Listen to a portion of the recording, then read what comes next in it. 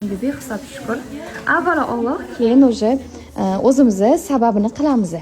Bu yerda o'quvchilarimiz mana bitishyapti, tikishyapti. 1-aprelda bitiruv. 3 ta insonni tashqaridan chaqiramiz. Mehmon qilib, Xudo xolisa, bularni ham onalari, qaynonalari, xo'jaylari hamma keladi bitiruvga, qizlar. Taklif qilasizlarmi bitiruvga?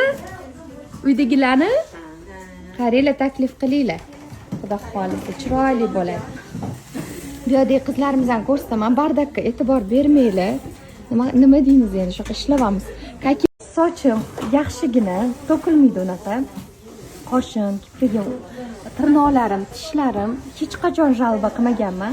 Kollagen ichganim uchun kollagen полностью odamga kerak. Mana o'quvchimiz ham oldilar. Siz ham oldingiz-a kollagen? Qani ichyapsizmi? Navbati bilan yozishyapti.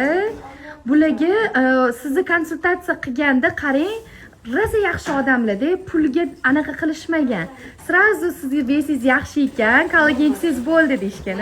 Norma bo'lgani uchun faqat yosharish, keyin nima deydi, organizm tozalash uchun berishdi.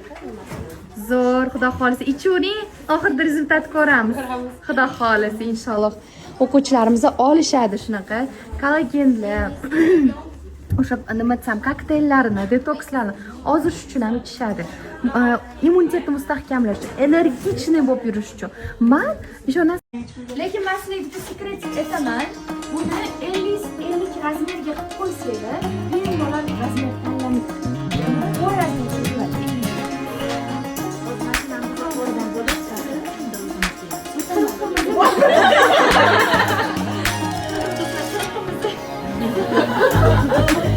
men o'zi dars o'tayotgan seryozni bo'lishga harakat qilaman.